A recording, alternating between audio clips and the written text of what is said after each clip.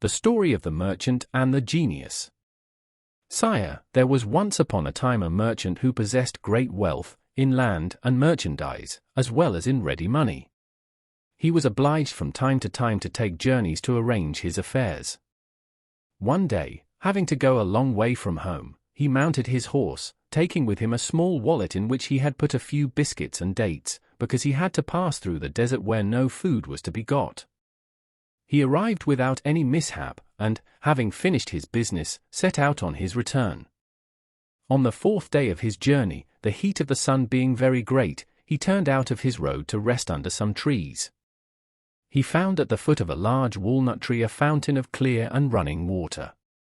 He dismounted, fastened his horse to a branch of the tree, and sat by the fountain, after having taken from his wallet some of his dates and biscuits.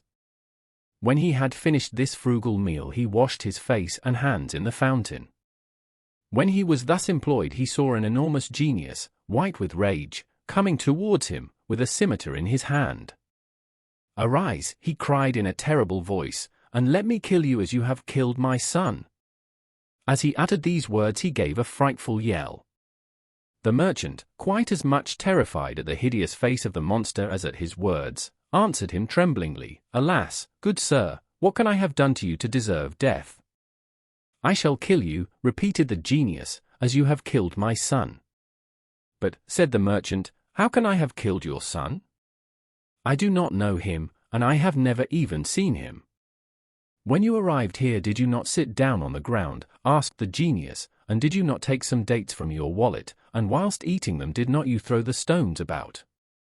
"Yes," said the merchant, "I certainly did so." "Then," said the genius, "I tell you, you have killed my son, for whilst you were throwing about the stones, my son passed by, and one of them struck him in the eye and killed him.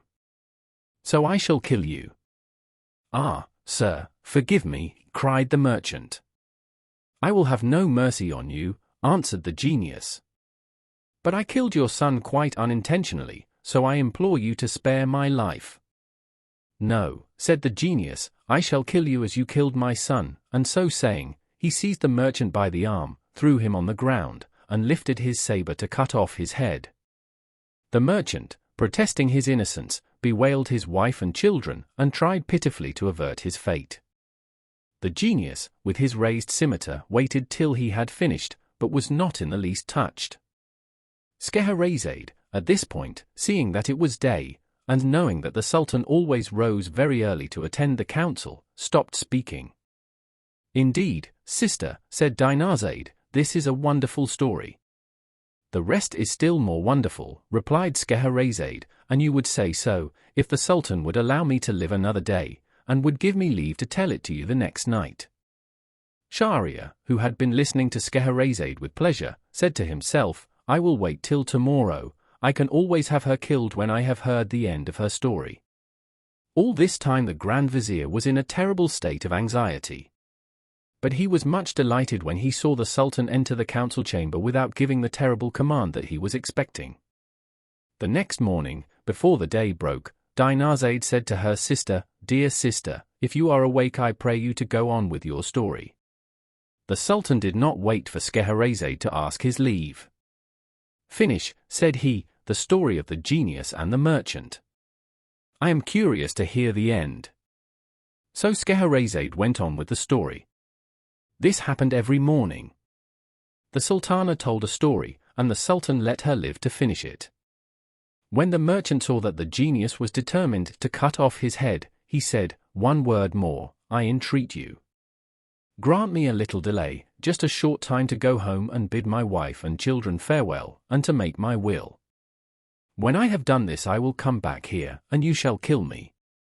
"But," said the genius, "if I grant you the delay you ask, I am afraid that you will not come back." "I give you my word of honor," answered the merchant, "that I will come back without fail." "How long do you require?" asked the genius. "I ask you for a year's grace," replied the merchant. "I promise you that tomorrow 12th, I shall be waiting under these trees to give myself up to you." On this the genius left him near the fountain and disappeared. The merchant, having recovered from his fright, mounted his horse and went on his road.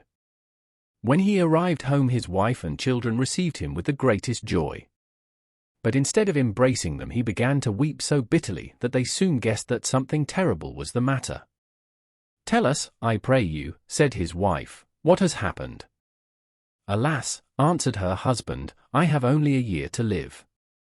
Then he told them what had passed between him and the genius, and how he had given his word to return at the end of a year to be killed. When they heard this sad news, they were in despair, and wept much. The next day the merchant began to settle his affairs, and first of all to pay his debts. He gave presents to his friends, and large alms to the poor. He set his slaves at liberty, and provided for his wife and children. The year soon passed away, and he was obliged to depart. When he tried to say goodbye, he was quite overcome with grief, and with difficulty tore himself away. At length he reached the place where he had first seen the genius, on the very day that he had appointed. He dismounted, and sat down at the edge of the fountain, where he awaited the genius in terrible suspense. Whilst he was thus waiting, an old man leading a hind came towards him. They greeted one another, and then the old man said to him, "May I ask, brother, what brought you to this desert place, where there are so many evil genii about? To see these beautiful trees one would imagine it was inhabited, but it is a dangerous place to stop long in." The merchant told the old man why he was obliged to come there. He listened in astonishment. "This is a most marvelous affair. I should like to be a witness of your interview with the genius." So saying, he sat down by the merchant. While they were talking, another old man came up, followed by 2 black dogs. He greeted them, and asked what they were doing in this place. The old man who was leading the hind told him the adventure of the merchant and the genius. The second old man had not sooner heard the story than he, too, decided to stay there to see what would happen. He sat down by the others, and was talking, when a third old man arrived. He asked why the merchant who was with them looked so sad. They told him the story, and he also resolved to see what would pass between the genius and the merchant, so waited with the rest. They soon saw in the distance a thick smoke, like a cloud of dust. This smoke came nearer and nearer, and then, all at once, it vanished, and they saw the genius, who, without speaking to them, approached the merchant, sword in hand, and, taking him by the arm, said, "Get up and let me kill you as you killed my son." The merchant and the 3 old men began to weep and groan. Then the old man leading the hind threw himself at the monster's feet and said, "O prince of the genii, I beg of you to stay your fury and to listen to me. I am going to tell you my story and that of the hind I have with me, and if you find it more marvelous than that of the merchant whom you are about to kill, I hope that you will do away with a third part of his punishment." The genius considered some time, and then he said, "Very well, I agree to this."